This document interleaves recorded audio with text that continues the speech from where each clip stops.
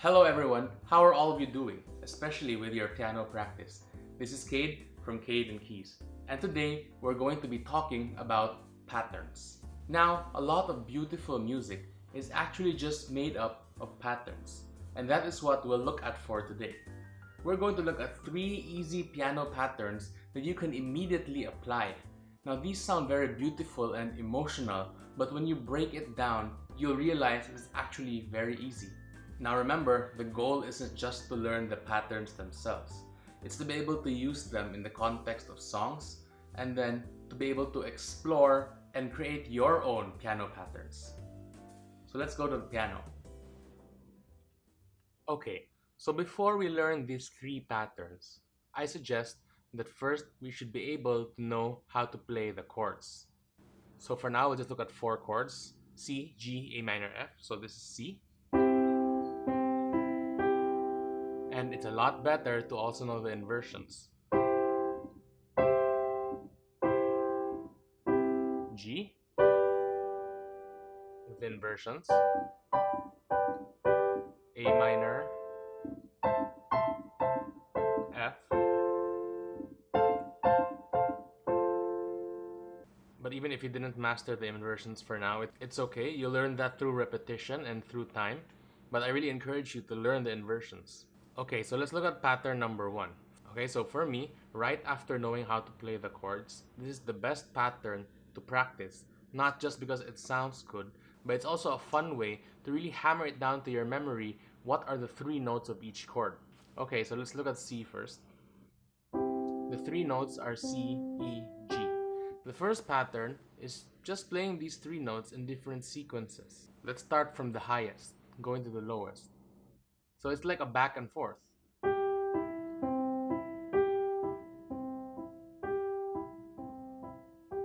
And just play the bass in the left hand. G.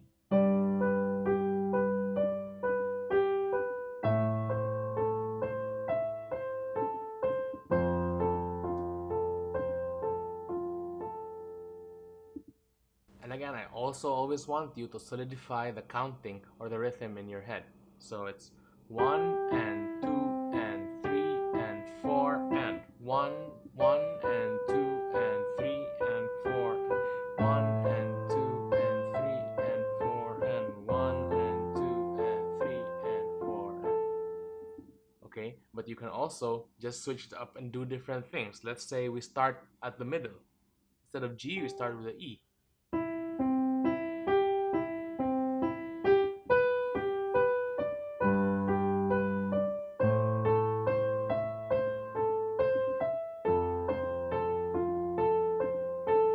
We start with a lower note. Sounds pretty good.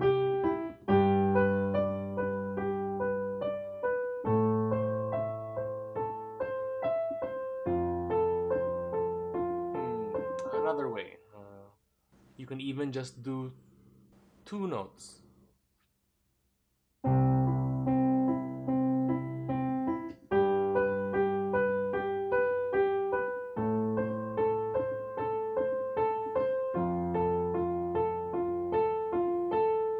Or you can use the lowest note as your pivot after every step.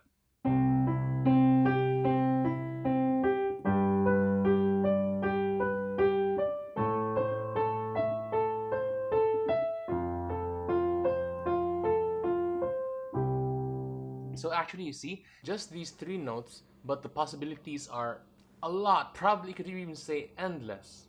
Now again, I was playing all that in a root position, but if you really want it to sound better, I suggest you really use inversions. For example, you start with C at root. When you go to G, you're using a different inversion. At A minor, it's another inversion. F. Let's do it again.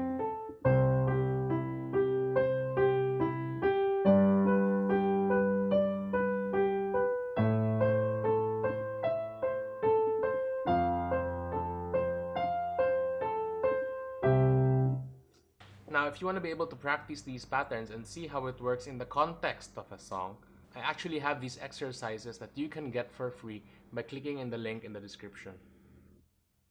Okay, so practice that, have some fun, be creative, be imaginative, try it out in different patterns and in different parts of the keyboard, see how it sounds, explore. Now, the second pattern is actually almost the same, and that's why I encourage you first to know your chords and know them in different inversions and positions. Because basically, these patterns are just breaking up the chords in different ways. Look at the second pattern. It's basically two steps. First is play the chord in two notes and then the other note by itself. So in C,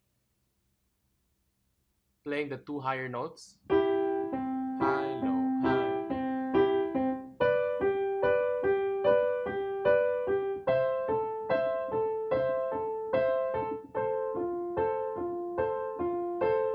In different inversions.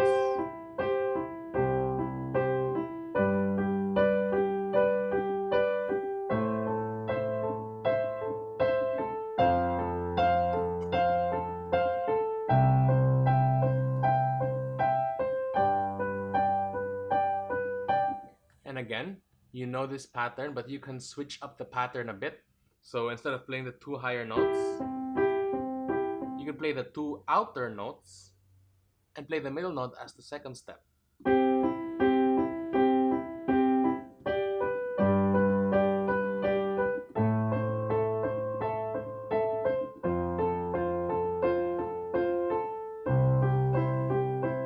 So again, just try and explore different ways. Another way could be you play the lower notes, go to the higher notes.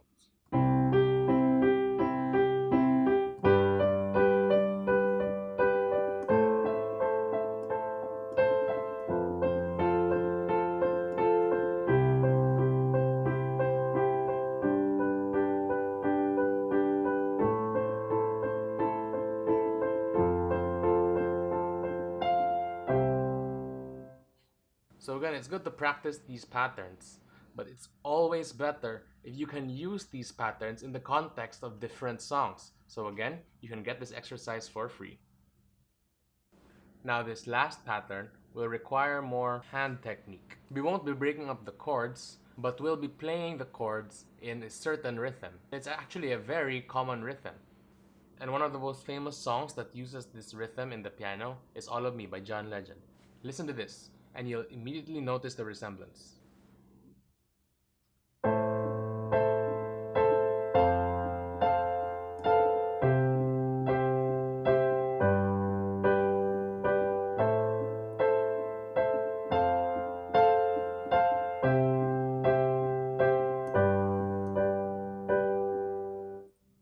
Right? Now the chords are still the same, it's just in a different progression. Instead of C, G, A minor, F, now it's A minor, F, C, G. And as you saw, you don't break the chords up, but you play the chord.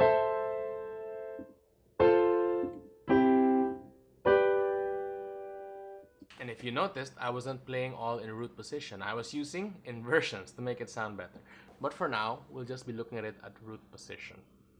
Okay, so what is the rhythm of the right hand chord?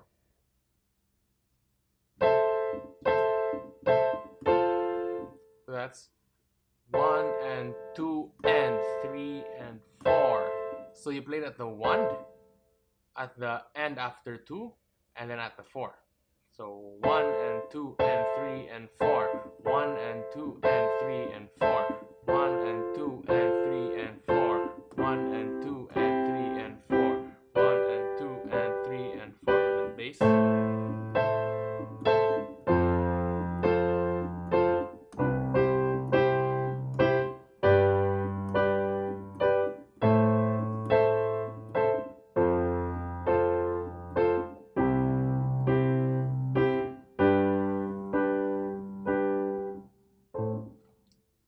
Okay, so again, the left hand, you just play the bass so that you don't get confused with the rhythm, and use the right hand as the only thing that moves. Now, once you get the rhythm and you can play the chords, try mixing it up with inversions. Why do we want to use inversions? One reason, not only is it easier, look, from A minor to F, instead of having to jump there from A minor to F, we just basically need to move the higher note. And if you want to go to C at the root, it's too far. You go here or you go here. But from here, you basically just need to stick with the C there and move the two outer notes. When you go to G, you just have to move these two notes and keep this G here. But aside from convenience, it also sounds more coherent, right? Because if I played all at root position, you'll notice how it's transferring from higher register to the mid register, back to the high, back to the mid, and there's no coherence there. Listen to this.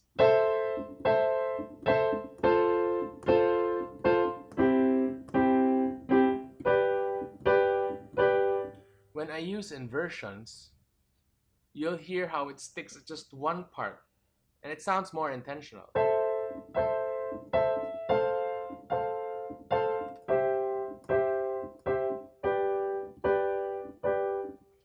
And one more thing, although you're playing three notes at once and creating harmony, the human ear picks up the higher note the most. It is the clearest for the human brain.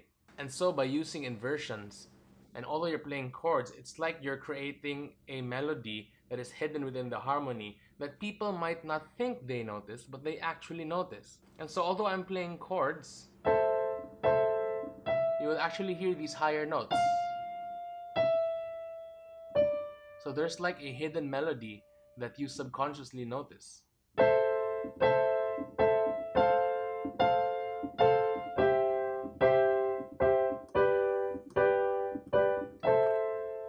So okay, now if you still can't do that, don't worry.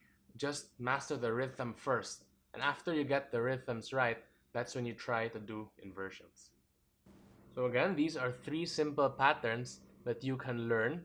And more importantly, don't just learn the patterns themselves, but try to use them in the context of different songs. Now I have 5 free exercises that I can give you, and pattern 1 and 2 are found in those exercises. How you can use these patterns in different songs, mixing up different melodies and different rhythms and harmonies. You can get that in the link in the description. So there, I hope you really try and practice and learn these 3 patterns. And once you learn them, try switching it up and modifying it, and maybe even combining it. Now, one of the best ways to practice and master these patterns is to use them in actual songs. As we looked before, pattern number 3 is used in the song All of Me by John Legend. But even pattern number 2 is used in Journey's Don't Stop Believing. So what other songs do you think use these 3 patterns? You can comment that down below so that we can bounce ideas off each other, and you can then take that to your practice. So if you reached this part, thank you for sticking with me to the end. Before you go, don't forget to get the free exercises from my website. And please don't waste your time just watching this. After this, get up and go practice. Go practice. And have fun. This has been Cade from Cade and Keys. Bye bye. God bless you.